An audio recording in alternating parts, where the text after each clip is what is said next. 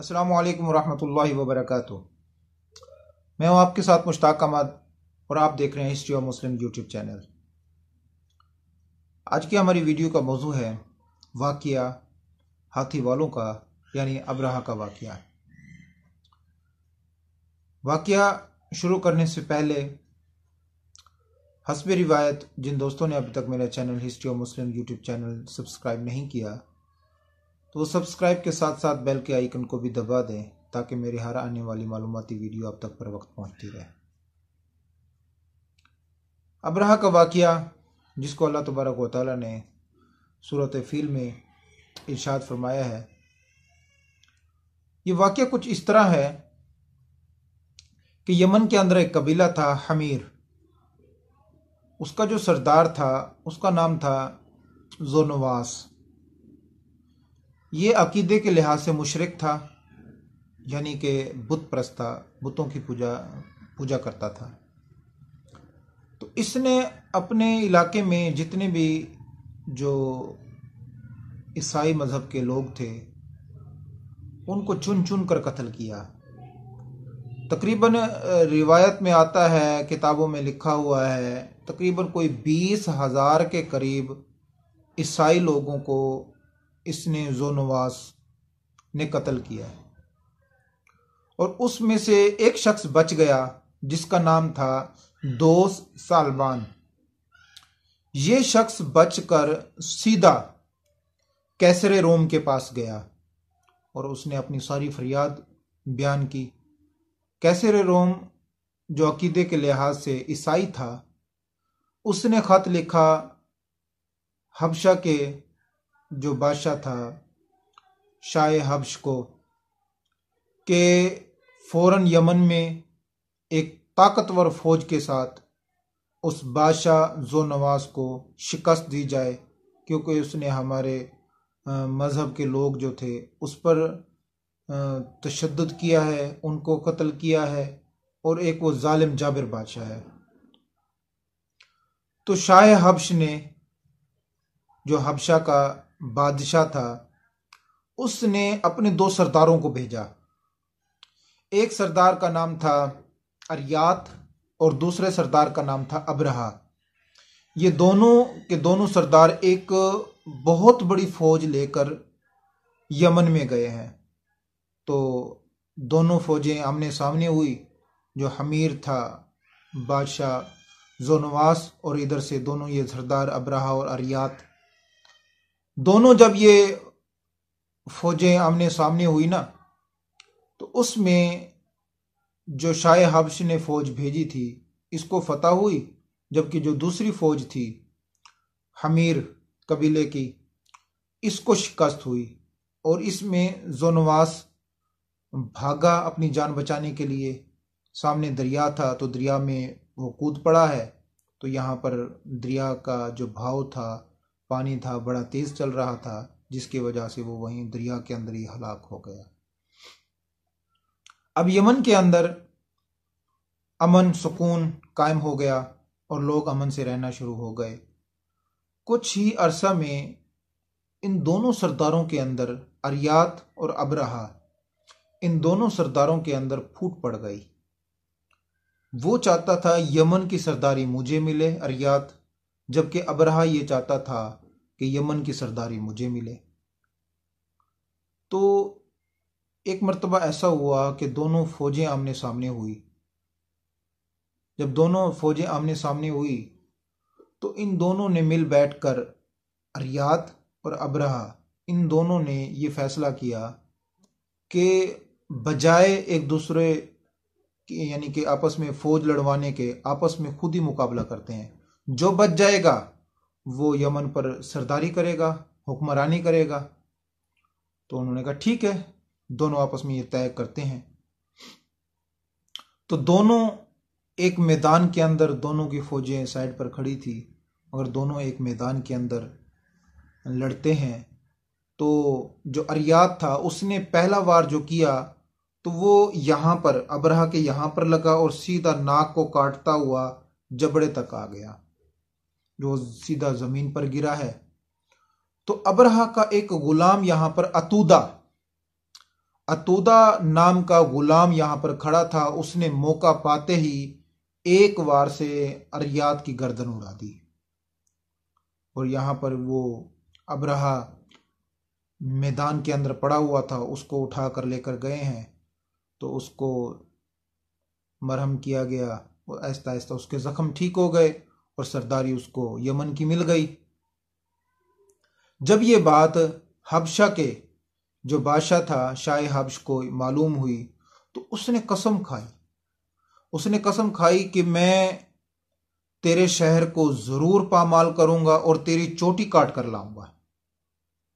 جب اس کو یہ ابرہہ کو بات معلوم ہوئی تو شرمندہ ہوا، اس نے اپنے سفیر کو یا غلام کو بھیجا بہت سارے طائف کے ذریعے، اور یمن کی مٹی ایک تھیلی میں بھر کر اور اپنے پیشانی کے چند ایک بال کاٹ کر اس مٹی کے اندر رکھ دی، اور خط لکھا کہ بادشاہ سلامت، آپ اپنی قسم پوری کر لیں، میری چوٹی بھی حاضر ہے اور یہ یمن کی مٹی بھی حاضر ہے، آپ اس کو اپنے پاؤں سے روند لیں۔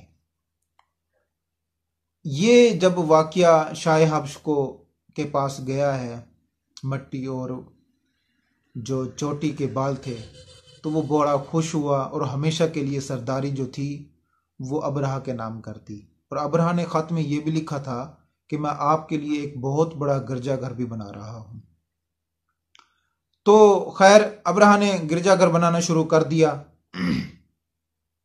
جب گرجا گھر تعمیر ہو گیا تو وہ اس وقت کا سب سے بڑا جو گرجا تھا اور سب سے بڑی عمارت جو تھی یہ اس وقت تھی، اور یہ اتنی اونچی تھی کہ لوگوں نے اس کا نام ٹوپی گرنے والی عمارت رکھ لیا تھا، کیونکہ اوپر تک دیکھتے تھے، جس کی وجہ سے وہ سر کی جو ٹوپی تھی وہ نیچے گر جاتی تھی، اتنی اس کی بلندی رکھی تھی۔ اور اس نے اپنے یمن کے اندر جو مشرک تھے جو حج کے لیے بیت اللہ میں آتے تھے، تو انہوں نے جو ابرہہ تھا اس نے یہ اعلان کر دیا کہ بیت اللہ کے بجائے اس گھر کا آپ طواف کریں گے اور یہیں پر حج کریں گے۔ مگر جو اس وقت ادھر قبیلے موجود تھے، بنو عدنان اور بنو قحطان، یہ دو قبیلے وہاں پر ان میں تو غم و غصہ شدید تھا کہ یہ کیا ہو گیا، اللہ تعالیٰ کے گھر کو چھوڑ کر ہم یہاں پر طواف کریں۔ خیر، قریش کا ایک شخص وہاں پر موجود تھا، کہتے ہیں کہ ایک تھا یا ایک سے زیادہ تھے، تو وہاں پر وہ رات کی تاریکی کے اندر گیا اس گرجے گھر کے اندر، تو اس نے وہاں پر پاخانہ کر دیا۔ جب صبح دربان جو تھے، چوکیدار جو تھے، جب اندر گئے ان کو تو معلوم ہوا کہ یہاں پر تو پاخانہ کیا ہوا ہے، تو جا کر ابرہہ کو بتایا، اور ابرہہ نے تحقیق کی، تحقیق سے پتہ چلا کہ یہ قریشیوں کا کام ہے۔ تو اس نے قسم کھائی کہ میں جو یہ قریشیوں کا جو خانہ کعبہ ہے اس کو ضرور گراؤں گا، اور اس نے اس وقت کے اپنے ایک بہت بڑا ہاتھی تھا، تو اس کا نام محمود تھا، اس کو تیار کیا، اور اس کے ساتھ تقریباً 8 یا دوسری روایت میں آتا ہے 12 ہاتھی تھے، ان 8 یا 12 ہاتھیوں کو بھی ساتھ لیا، اور ایک بہت بڑی فوج کے ساتھ وہ مکے کی جانب روانہ ہوا۔ اس کے عقل میں یہ تھا کہ میں بڑی بڑی زنجیروں کے ساتھ خانہ کعبہ کی چاروں دیواروں پر زنجیریں باندھوں گا، اور یہ تمام کے تمام ہاتھیوں کے گلے کے اندر وہ زنجیریں ڈال کر جب ہاتھی کو اس زنجیر کو کھینچیں گے تو خانہ کعبہ کے جتنی بھی دیواریں ہیں، 4 دیواریں جو ہیں، یہ جڑ سمیت اکھڑ جائیں گی۔ خیر، اس نے یہ سوچا تھا، مگر خدا تعالیٰ نے کچھ اور ہی سوچا ہوا تھا۔ خیر، جب وہ آگے بڑھا تو یمن کے اندر ایک قبیلہ تھا جس کا سردار جو تھا، اس ایک قبیلے کا سردار جو تھا ذوالکر تھا، اس نے اپنی قبیلے کے ساتھ اس کو روکنے کی کوشش کی، مگر وہ شکست خور ہوا، اور وہ اس کو قتل ہی کرنے والا تھا، مگر اس نے اپنے ساتھ لے لیا ذوالکر کو تاکہ وہ راستہ بتائے۔ اسی طرح آگے بڑھا ایک قبیلہ خصم قبیلے سے جب گزرا تو خصم قبیلے نے بھی کوشش کی کہ اللہ تعالیٰ کے گھر کو گرانے کے لیے جا رہا ہے، کیوں نہ ہم بھی تھوڑا سا حصہ ملا لیں اس کو تاکہ روکیں۔ تو اس نے خصم قبیلے کا جو سردار تھا نفیل بن حبیب، اس نے کوشش کی اپنے جو لوگوں کے ساتھ، مگر ان کو بھی شکست ہوئی، حبیب یعنی نفیل بن حبیب کو. اور نفیل بن حبیب کو اس نے قتل نہیں کیا، اس نے کہا کہ تو ہمیں مکہ تک لے کر جائے گا. خیر جو بھی قبیلہ اس کے راستے میں آیا اس نے اس کو شکست دی ہے. اور جب وہ طائف پہنچا تو یہاں پر ایک قبیلہ تھا بنو ثقیف. بنو ثقیف نے اس سے لڑنے کی کوشش نہیں کی، بنو ثقیف نے بلکہ اس کو تحفے دیے، طائف دیے، اور اپنے ساتھ ایک شخص کو بھی بھیجا تاکہ یہ مکہ تک آپ کو راستہ دے گا. اور بنو ثقیف کے اندر جو لوگ تھے، جو سردار تھے، ان کی یہ کوشش تھی کہ کسی نہ کسی طرح اس کو یہاں سے طائف سے نکالا جائے تاکہ یہ ہمارا جو یہاں پر بت موجود ہے لات، اس کو یعنی کہ گرا نہ دے، بت خانے کو ختم نہ کر دے. خیر تو یہاں سے مکہ سے چند کلومیٹر پیچھے ایک جگہ ہے مخمس، یہاں پر اس نے پڑاؤ ڈالا اور اپنے ایک جہاں وہاں پر قریش کے جو اونٹ تھے وہ چر رہے تھے، وہ سارے کے سارے اس نے اپنے سردار کے ذریعے سے بھیجا اور گرفتار کر لیے سارے کے سارے اونٹ. جب سارے اونٹوں کو گرفتار کر لیا، اپنے پاس رکھ لیے، تو ایک شخص جو حمیر قبیلے کا ایک شخص تھا جس کا نام کتابوں میں لکھا ہوا ہے ذاتا، یہ عربی جانتا تھا کیونکہ یہ جو ابرہہ تھا اس کی کوئی اور زبان تھی، یہ عربی نہیں جانتا تھا ابرہہ. تو ذاتا کو بھیجا مکہ میں سفیر کے طور پر.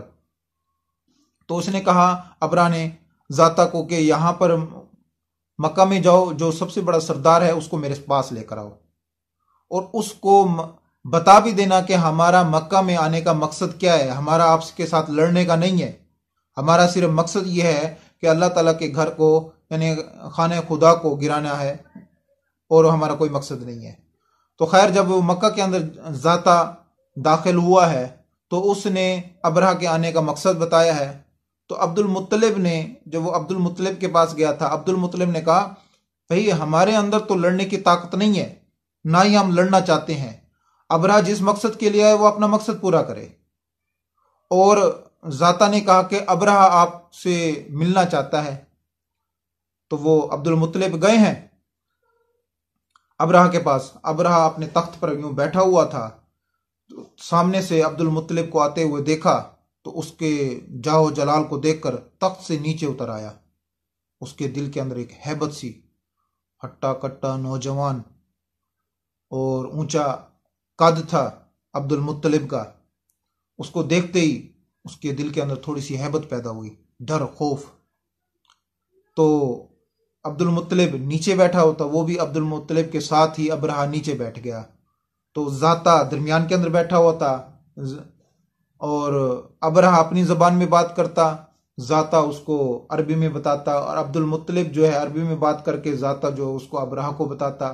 تو یعنی کہ ترجمان کی حیثیت سے ذاتا کو رکھا ہوا تھا.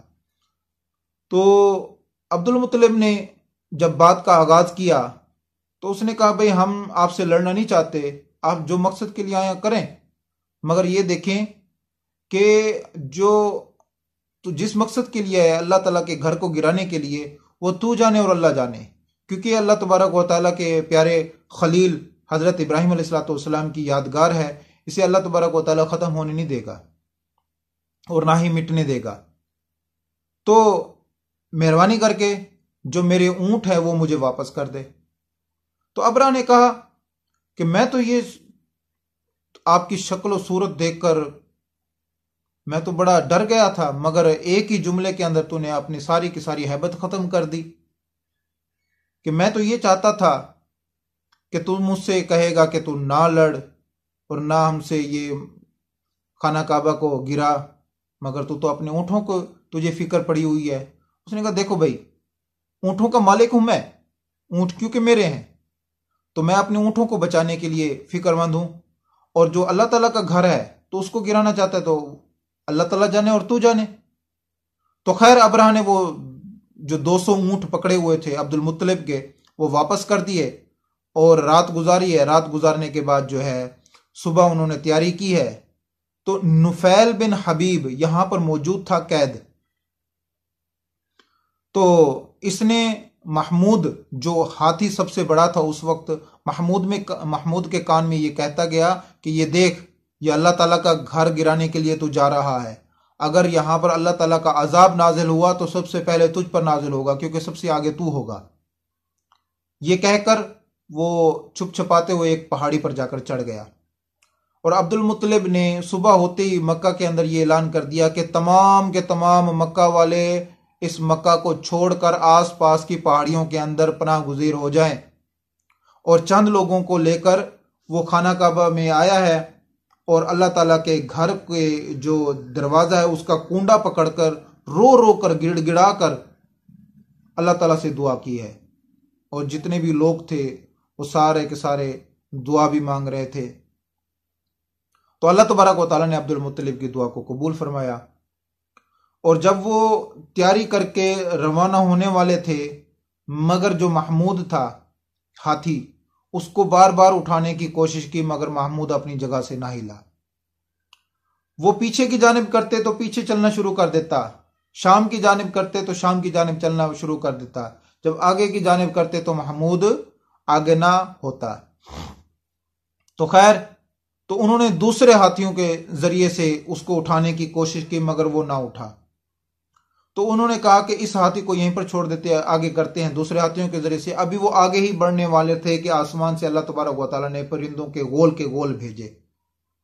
جب گول کے گول بھیجے تو وہ ان کے ہاتھ میں چھوٹی چھوٹی کنکریاں تھی، ایک ان کی چونچ میں اور دو پنجوں میں، یعنی کہ 3 یا 5 کنکریاں ان کے ایک ایک پرندے کے پاس تھی، اور وہ گھیرتے جاتے. اگر کسی شخص کو سر میں کو کنکری لگی ہے نا، وہ نیچے تک وہ پاؤں سے نکلی ہے اس کی کنکری، اس قدر کنکریاں ان کو پڑی ہیں.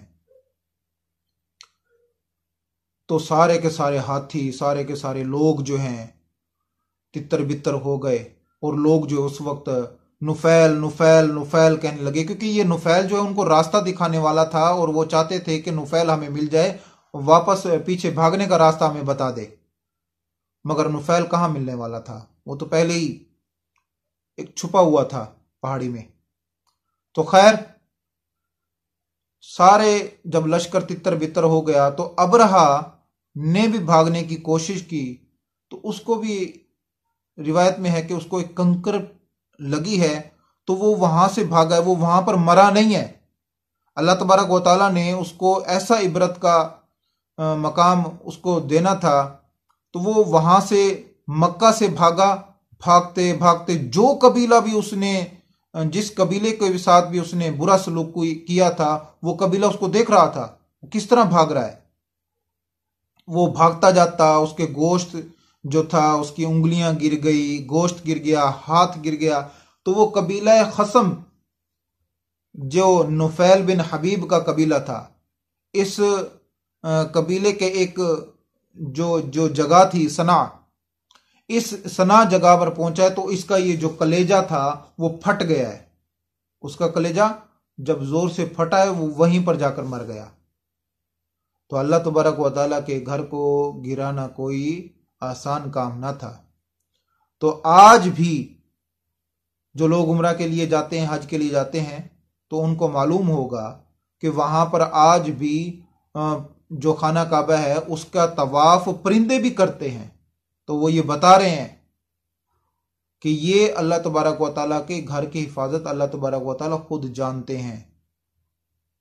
نمرود نے کیا کہا تھا کہ میں اللہ تبارک و تعالیٰ سے جنگ کرتا ہوں، تو اللہ تبارک و تعالیٰ نے معمولی سے مچھر کو بھیجا، اور مچھر نے نمرود کی فوج کو نیست و نابود کر دیا.